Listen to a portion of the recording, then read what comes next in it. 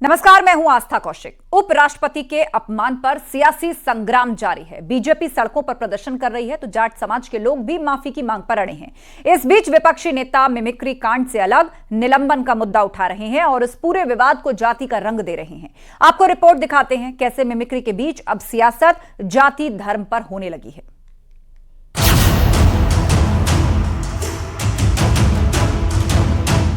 मेरी बेइज्जती कोई करता है, मैं सहन करता हूं, खून की घूंट पीता हूं।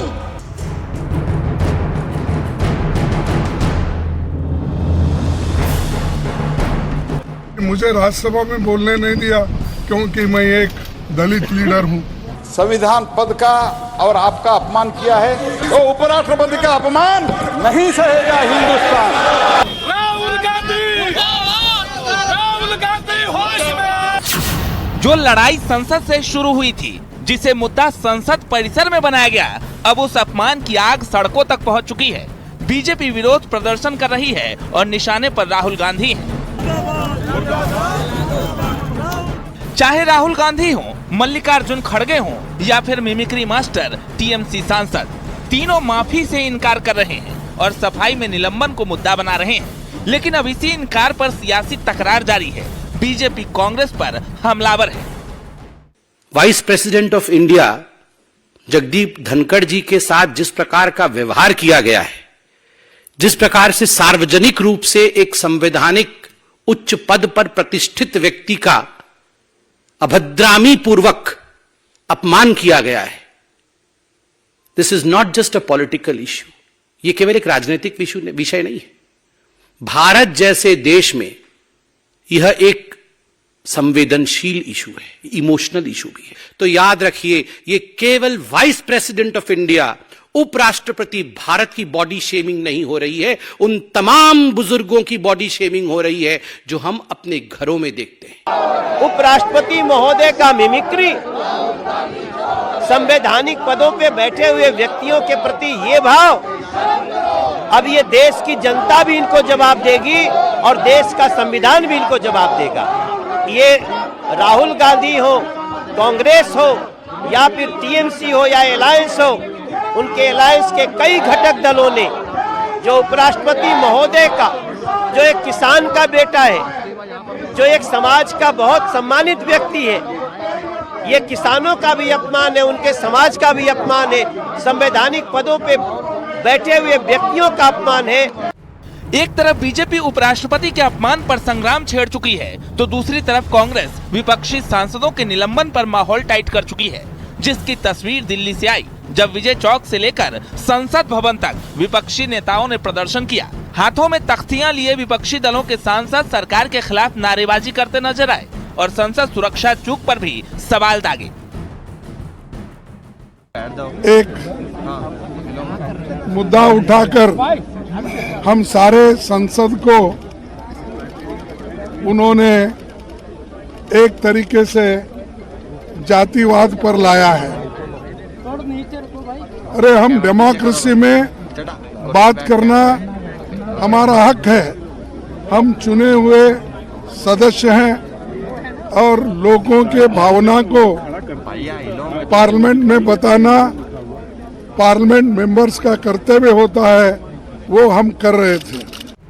यानी विपक्ष मुक्त संसद की आवाज 24 तक सुनाई देने वाली है तो 24 में कांग्रेस से बदला लेने के लिए जाट समाज भी लामबंद है, जिसकी तस्वीर शहर शहर से आ रही है और उपराष्ट्रपति के अपमान पर माफी की मांग जारी है, क्योंकि बीजेपी ने साफ कर दिया है ये अपमान सिर्फ उपराष्ट्रपति का ही नहीं बल्कि जाट समाज का है, किसान भाइयों का है और देश की 125 करोड़ जनता का है। Bureau report, news 18।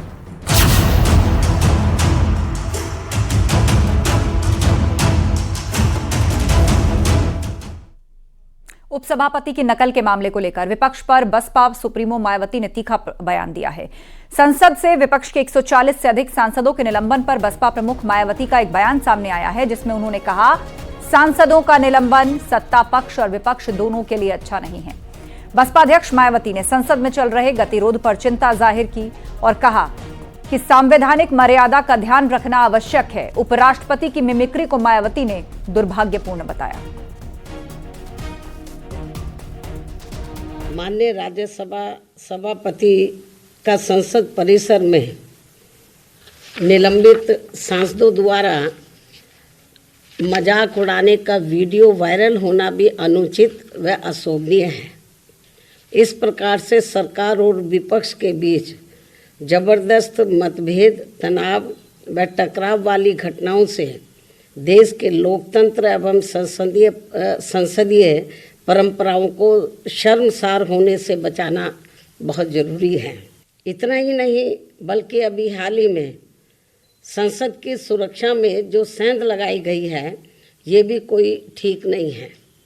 ये अति गंभीर व चिंतनीय भी है और इस मामले में सभी को मिलकर संसद की सुरक्षा की तरफ विशेष ध्यान देना चाहिए। देखिए, उन्होंने तो हमेशा से इंडिया अलायंस की मुखालफत करी। उन्होंने कहा हम अकेले चुनाव लड़ेंगे, हम इस अलायंस में नहीं आएंगे। जब वो खुद ही नहीं आना चाहती हैं तो हम क्यों जबरदस्ती करें? आपको मालूम है, क्योंकि उनके सारे एक्शंस जो हैं वो बीजेपी को सपोर्ट करते हैं। मुसलमानों के दिल आजारी वाले कानून 3 पास हुए, उसमें बीएसपी ने उनका साथ दिया। आज भी वो अंदर बैठे हुए हैं। उनके टिकट ऐसे होते हैं जिससे हम लोगों को नुकसान हो, जानबूझ के वो टिकट दे दें। तो अगर खुलूसे नियत से पहले दिन से आ जाते तो क्या रहता, हम तो चाहते थे। संसद की सुरक्षा की चूक को लेकर बयान दें तो दे नहीं रहे, ये उनकी जिम्मेदारी है। सर, लेकिन लगातार गृह मंत्री, प्रधानमंत्री कह रहे हैं कि जो जांच है, उस जांच की रिजल्ट आने के बाद हम लोग। कभी नहीं होता है जांच के रिजल्ट का बात, तो सभी कहते हैं। यही कहें कि जांच चल रही, सदन में तो कहें ना। प्रभु श्री राम का दिव्य और भव्य मंदिर आकार ले रहे हैं। सीएम योगी खुद निर्माण कार्यों का जायजा ले रहे हैं, लेकिन इस बीच विपक्ष के बड़े बड़े नेताओं को प्राण प्रतिष्ठा कार्यक्रम में शामिल होने के लिए जो न्योता मिला है, उस पर सियासत होने लगी है। आपको रिपोर्ट दिखाते हैं कैसे राम मंदिर 2024 के रण में रामबाण साबित होने वाला है।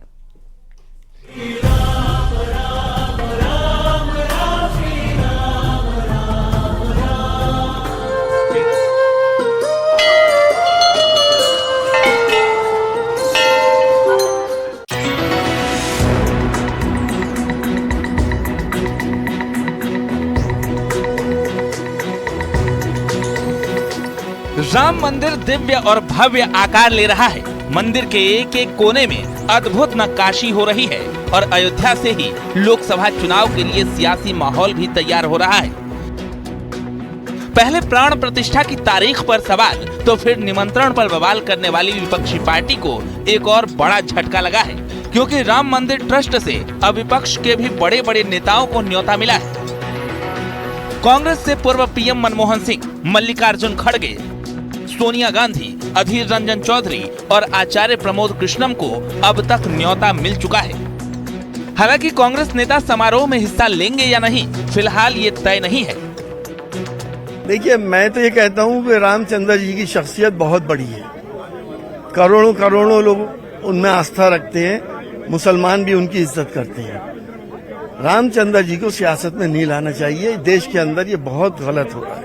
निमंत्रण दिया है तो आना चाहिए उनको। मुझे लगता है कि रिस्पॉन्ड इसलिए नहीं कर रहे हैं या नहीं आए, उसके पीछे कारण ये है कि मुस्लिम वोटों की तुष्टीकरण करने के लिए जो सो कॉल्ड सेकुलर पार्टी अपने को कहती है, उस वोट बैंक से डरती हैं। तो जब मज़ारों पर जाकर प्रणाम करते हैं, चादर चढ़ाते हैं, तो भगवान राम के मंदिर की प्राण प्रतिष्ठा में आना चाहिए, क्योंकि एक ऐतिहासिक आध्यात्मिक घटना है।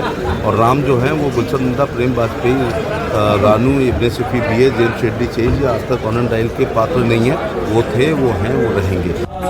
सिया राम जय जय राम, राम सिया राम जय जय राम। दरअसल अयोध्या में ये कार्यक्रम 22 जनवरी 2024 को होने वाला है। प्रधानमंत्री नरेंद्र मोदी मुख्य जजमान होंगे और प्राण प्रतिष्ठा की पूजा अर्चना करेंगे। इसकी तैयारी जोर शोर से चल रही है। यहाँ तक कि सीएम योगी खुद अयोध्या में निर्माण कार्यों का जायजा ले रहे हैं और भव्य दिव्य राम मंदिर के साथ अयोध्या के विकास को 4 चांद लगाने वाले एयरपोर्ट का भी निरीक्षण कर रहे हैं, ताकि वक्त पर निर्माण कार्य को पूरा कर लिया जाए और राम पथ से विजय पथ की ओर अग्रसर हुआ जाए। इस बार अयोध्या में राम मंदिर का निर्माण और 22 जनवरी को रामलला की प्राण प्रतिष्ठा सियासत के केंद्र में है। बीजेपी इसे सियासी हथियार मान रही है तो विपक्ष के लिए मंदिर निर्माण चुनौती से कम नहीं, क्योंकि कभी तारीख पर सवाल उठाने वालों को जब न्योता मिला तो कंफ्यूज हो गए, तो कुछ अब भी न्योते के इंतजार में हैं। केवल मंदिर, मस्जिद और मंदिर क्या भारतीय जनता पार्टी कहने से बना? ये कोर्ट के आदेश से बना। अगर भारतीय जनता पार्टी की सरकार नहीं होती, हमारी सरकार होती तो हम भी बनाते। अगर हमारी नहीं होती, दूसरे की सरकार होती, उसे भी बनाना होता। तो मुझे क्या मंदिर में दर्शन करने जाओगे? हमने भारतीय जनता पार्टी का तो थोड़े, अगर निमंत्रण आएगा मैं परिवार के सब कार्यकर्ताओं को लेकर के दर्शन करने जरूर जाऊंगा। अब मुझे लगता है कि धीरे धीरे शायद शिवपाल यादव जी को तो पहले ही कुछ न कुछ वो चलता रहता है, उनका सही सोच विचार है, और मुझे लगता है कि सभी को आना चाहिए, और हम भगवान राम हम सबके हैं और सबको उसमें भागीदारी करनी चाहिए, और जो उससे दूरी करेगा तो भगवान राम उससे दूरी करेंगे। यानी एक तरफ अयोध्या का उद्धार हो रहा है तो दूसरी तरफ सियासत का बाजार भी गर्म है, क्योंकि मंदिर वही बनाएंगे जैसे सवाल पूछने वाले जब प्राण प्रतिष्ठा की टाइमिंग को भी नहीं छोड़े, तो अब न्योता मिलने पर क्या करेंगे, ये बड़ा सवाल है। Bureau report, news 18।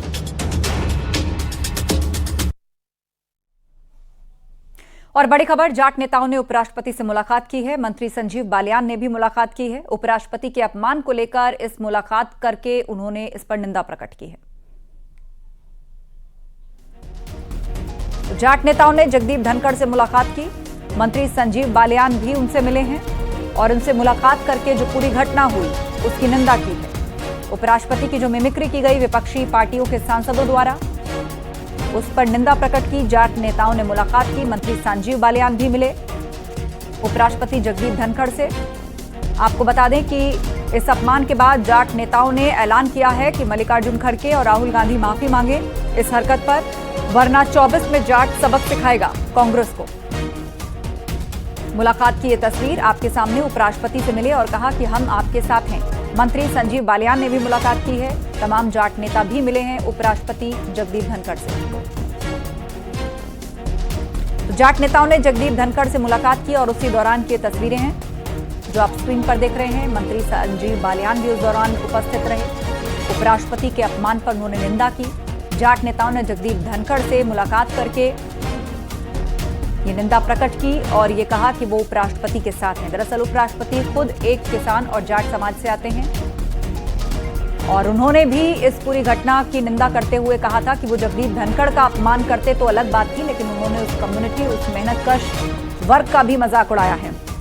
पवन गौड़ से इस पर अपडेट लेते हैं। पवन, जाट नेताओं ने तो ऐलान किया है कि या तो माफी मांगी जाए, नहीं तो 24 में तैयार रहे विपक्षी पार्टियां, खासतौर पर कांग्रेस। आज मुलाकात करके औपचारिक मुहर लग गई कि साथ हैं अपमान के इस मुद्दे पर।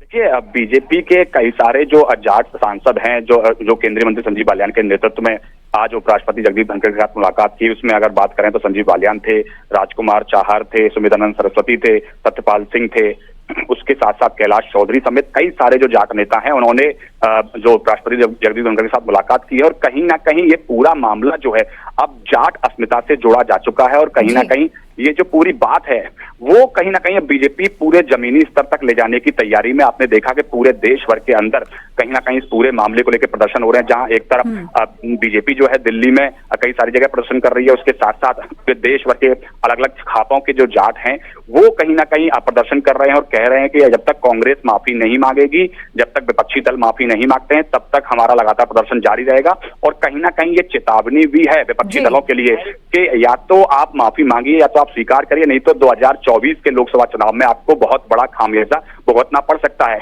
क्योंकि आपको पता है कि हरियाणा, राजस्थान और पश्चिमी उत्तर प्रदेश में जाट मतदाताओं की संख्या बहुत भारी संख्या में है।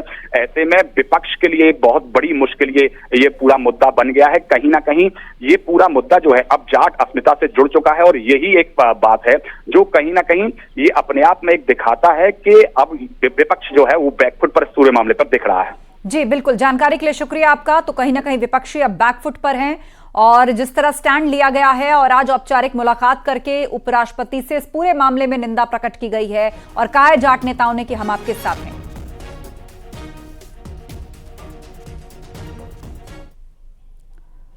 भाजपा सांसद बृजभूषण शरण सिंह के करीबी संजय सिंह कुश्ती संघ के नए अध्यक्ष चुने गए हैं। कुश्ती संघ का चुनाव जीतने के बाद संजय सिंह सीधे दिल्ली में बृजभूषण शरण सिंह के घर पहुंचे और उनसे मुलाकात की। सुप्रीम कोर्ट से रोक हटने के बाद कुश्ती संघ के चुनाव हुए थे, जिसमें बृजभूषण ने संजय सिंह को उम्मीदवार बनाया था। चुनाव में संजय सिंह ने हरियाणा की अनीता शिवरान को हराया। संजय सिंह को 48 में 40 वोट मिले, जबकि अनीता शिवरान को सिर्फ 8 वोट से ही संतोष करना पड़ा। अनीता शिवरान हरियाणा की रहने वाली है। 31 दिसंबर को तुरंत स्टार्ट कराना जी। जिन बच्चों का साल नुकसान हो रहा था 31 दिसंबर के अंदर इसको नेशनल को करा के खत्म करना और आगे कुश्ती के लिए जो भी करना कुश्ती के लिए करना, खेल को आगे बढ़ाना। बृजभूषण जी का कितना योगदान है? मेरा योगदान उन्हीं का है। कुश्ती के लिए वो जीते हैं, कुश्ती के लिए वो मरते हैं। 12 साल उन्होंने कुश्ती के लिए अपना सब कुछ जो किया उसका परिणाम आज दिख रहा है। 11 महीने के अंदर जो कुश्ती का नुकसान हुआ है, खेल की गतिविधि बंद है। नई फेडरेशन तुरंत इस गतिविधि कुश्ती के गतिविधि को शुरू करे और जो नुकसान हुआ है उसका भरपाई करे।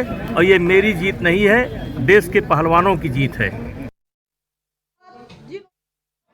आज तक इतना मेरा सपोर्ट किया और मुझे इस मुकाम तक पहुंचाया। बजरंग और निलेश का आप लोग भी कुश्ती खेलेंगे या आप भी साक्षी की तरह उन्हीं के?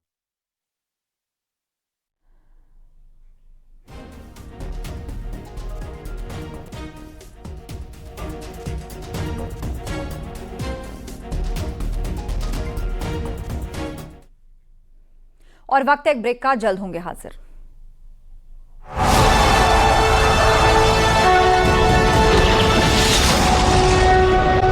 करते हुए सीएम ने पूछा कि क्या गोरखपुर के सांसद रवि किशन आपके ठेले पर मोमोज खाने आए थे, और अगर आए थे तो क्या उन्होंने पैसे दिए थे? आप भी देखिए मुख्यमंत्री योगी का अनोखा अंदाज। बिक जाता है, बहुत सुंदर। इसमें से कुछ कोई व्यक्ति आया खाने के लिए? कर हमारे सांसद जी आए थे फ्री नहीं है कुछ? पेमेंट करके किए ना? पेमेंट किए कि नहीं किए?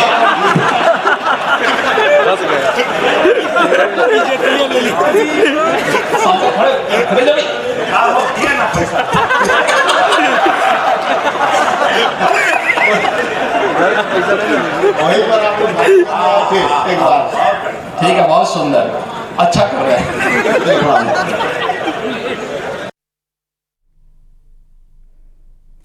बढ़ते आगे, राम मंदिर के उद्घाटन से पहले चलेंगी स्पेशल ट्रेन। मध्य रेलवे ये स्पेशल ट्रेन चलाएगी। राम भक्तों की सुविधा के लिए ये स्पेशल ट्रेन चलेंगी।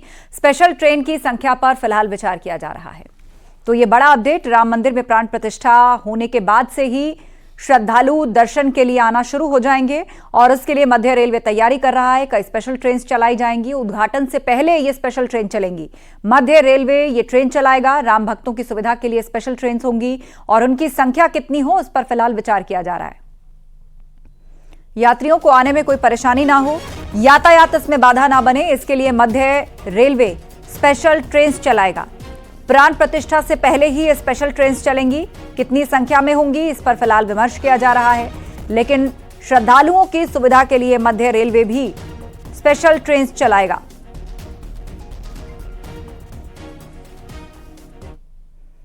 फतेहपुर के जिला अस्पताल की मोर्चरी हाउस में रखे मुर्दों को निकालने के लिए पैसे मांगने का वीडियो वायरल है और आरोप यह कि मोर्चरी हाउस में रखे गए शव को निकालने के लिए 2 लोग पैसों की मांग कर रहे हैं और कम पैसे देने पर शव को बाहर नहीं निकालने की धमकी दी जा रही है। इस मामले में वीडियो के आधार पर सीएमओ ने जांच के आदेश दिए हैं। आरोपों के मुताबिक शव को बाहर निकालने के लिए 800 रुपए की डिमांड की जा रही है।